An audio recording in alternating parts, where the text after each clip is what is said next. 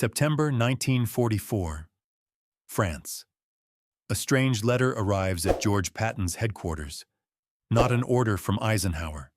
Not an intelligence report. A letter from a French mayor. It contains one request. Do not enter my city. Go around Nancy. Do not turn this place into a slaughterhouse. Most people imagine they already know what happened next. Patton. Old blood and guts. The most aggressive general in the Allied army. So of course he should have simply ordered his tanks forward. But that is not what happened. In reality, this letter did not stop Patton. It showed him how to win. And not just how to win, but how to take Nancy in such a way that a city meant to become a battlefield was left almost untouched. So how did that happen? Why did Patton's tanks stop not because of the Germans, but because of fuel? And how did a mayor's request become one of the most elegant operations of the entire campaign in France? If you want to know what military genius really looks like, not a poster hero, but the real thing, stay until the end. This story may change the way you see Patton. August 1944.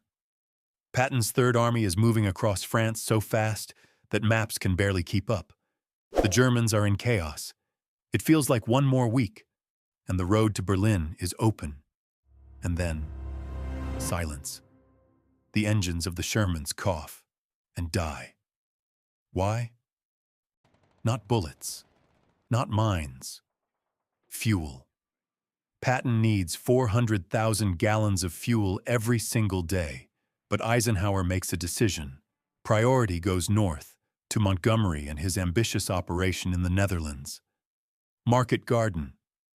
A plan that would later become one of the most controversial operations of the war. For Patton, it changes everything. This is the critical moment. Patton is furious because he understands something simple. In war, stopping is not neutral. Stopping is death. While American units sit beside empty fuel cans, the Germans, who just days ago were retreating in panic, begin to change. They stop running. They dig. They mine bridges. They bring in reserves. They rebuild a defensive line. 5 days. 5 days of delay. 5 days that transform a rapid advance into a dangerous, costly problem.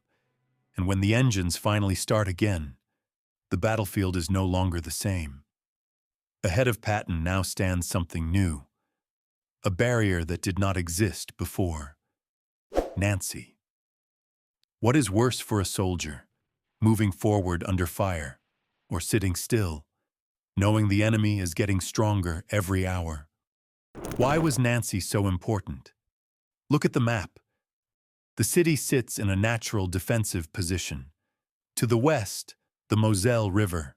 Wide, fast, difficult to cross. To the east, the high ground of the Grand Couronne. Elevated ridges that give defenders a clear view of every approach. Any force moving toward the city would be exposed the entire way. This was not just a city, it was a trap. General Johannes Blaskowitz, commander of German Army Group G, understood this perfectly. If Nancy holds, Patton stops. So the Germans prepare. They reinforce the river crossings. They position infantry and artillery on the heights. They turn the entire area into a defensive system. Nancy becomes a fortress. And at that exact moment, the letter arrives. The mayor of Nancy sends a message through the lines. A request. Please go around the city. There are no major military targets here. If you attack, the Germans will destroy everything before they leave. The city will be caught between two fires. For most commanders, this sounds impossible. Go around the bridges, go around the main roads. That is not how offensives work. But Patton does something different. He does not react emotionally. He studies the map. He sees fear. Not just from the mayor, but from the Germans themselves. Because this request reveals something important. Everyone expects a direct attack. And Patton understands one thing. If the enemy knows where you will strike, you are already predictable. So instead of asking, "How do I break this fortress?" Patton asks a different question. Where is it weak? September 5th, 1944. Patton makes his first move. He does not wait for perfect conditions. He does not wait for full fuel reserves. He attacks. The 81st Infantry Division is ordered to cross the Moselle north of Nancy, near Pont-à-Mousson. On paper, it is a reasonable plan. But reality is different. German forces are ready. As American troops reach the river, they are met with concentrated fire from the high ground. Machine guns, artillery, mortars. Every movement is exposed. The river becomes a killing zone. The crossing fails. Units are forced to pull back, with heavy losses. It is a shock. A direct attack does not work. And this is the moment that defines Patton. Because a good general repeats the plan. A great general changes it. Patton does not send more men into the same fire. He does not try to push harder. He steps back. He looks again at the map, and he remembers the letter. Go around. So instead of focusing on where the enemy is strongest, he shifts his attention. South, where the river bends, where the terrain is lower, where German defenses are thinner, and where no one is expecting the main attack. Night, September 11th, 1944. Rain is falling. Visibility is almost zero. This is exactly what Patton needs. While German forces prepare for a direct assault on Nancy, the real attack begins somewhere else, south of the city, near a small crossing point. No artillery preparation, no massive bombardment, only infantry, boats, and darkness. American troops move quietly to the river. They begin to cross. No one is expecting them here. By the time the Germans react, it is already too late. The first units reach the far bank. A foothold is established. Small, fragile, but real. And once that foothold exists, everything changes. Engineers move in immediately, under fire, in mud, in the dark. They begin building bridges, not for infantry, for tanks.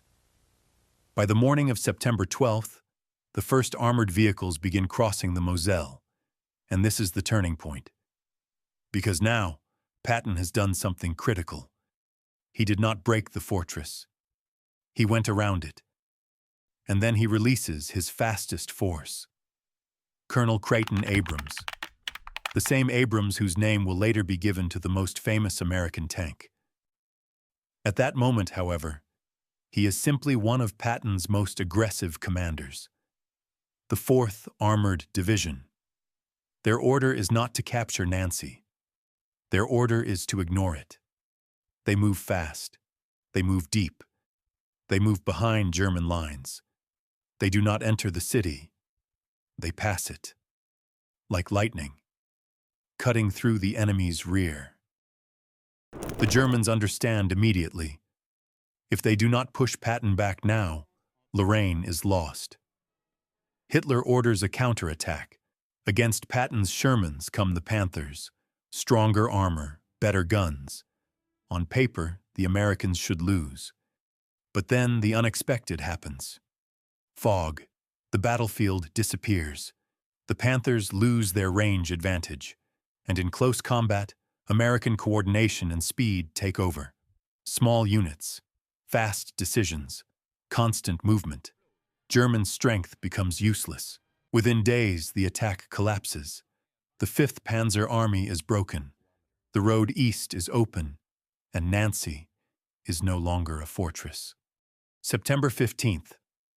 German forces inside Nancy understand the situation. They are surrounded. They try to destroy the bridges, but the French resistance cuts the wires. The city is saved. American troops enter Nancy, not ruins, not destruction, a city intact. The mayor got what he wanted, but not because Patton was careful, because he was effective.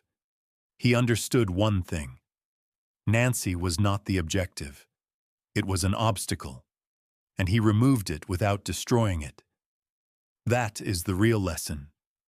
Sometimes aggression is not a direct attack.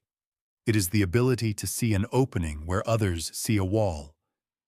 Could a more cautious general have done the same? Write your thoughts in the comments. This was Mike. See you in the next video.